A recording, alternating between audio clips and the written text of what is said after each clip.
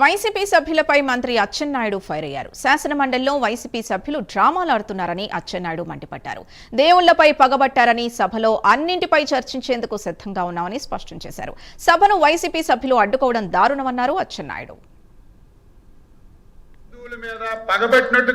ఉదయం నుంచి సైలెంట్ గా అబ్జర్వ్ చేస్తున్నాను అధ్యక్ష. ఇంత పెద్ద డ్రామా ఈ సభలో జరుగుతుందని నేను ఎక్స్పెక్ట్ చేయలేదు అధ్యక్ష. ఈ రోజు వాళ్ళ పార్టీ కానీ వాళ్ళ నాయకుల మనసు చూస్తుంటే దేవుళ్ళ మీద హిందువుల మీద పగబెట్టినట్టు కనిపిస్తుంది అధ్యక్ష. దొంగే దొంగ అన్నట్టుగా అధ్యక్ష, దొంగే దొంగ అన్నట్టుగా అధ్యక్ష.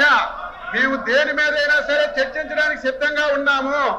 సంబంధం లేని ఇష్యూ అధ్యక్ష. అసలు సంబంధమే ఉంది. హెరిటేజ్ కంపెనీకి తిరుపతి లడ్డీకి సంబంధమే ఉంది.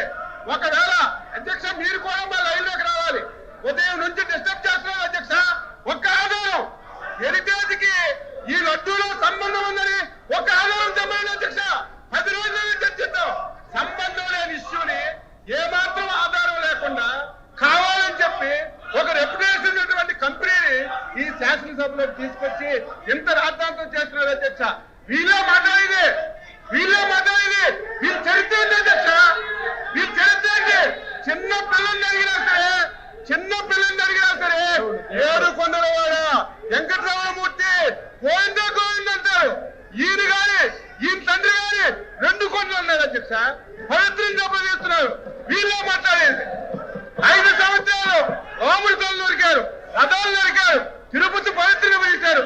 వీళ్ళు మళ్ళీ ఎక్కడికి వచ్చి మాట్లాడుతుంటే బాధ కలుగుతుంది అధ్యక్ష.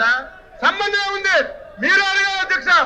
మీరు కూడా ఒక ప్రతిపక్ష పార్టీ, ఒక రెప్యుటేషన్ కలిగినటువంటి సంస్థ మీద అలిగేషన్ చేసినప్పుడు ఆధారాలుంటే రమ్మని చెప్పండి. ఆధారాలుంటే చర్చించండి. ఒక రోజు కాదు 100 రోజులు చర్చించండి. ఆన్సర్ చేయడానికి సిద్ధంగా ఉన్నాం. సంబంధం లేని విషయం తెచ్చి ఉదయం నుంచి పెద్ద డ్రామా ఆడి ఎవరు చెప్పారు అధ్యక్ష? ఎవరు చెప్పారు?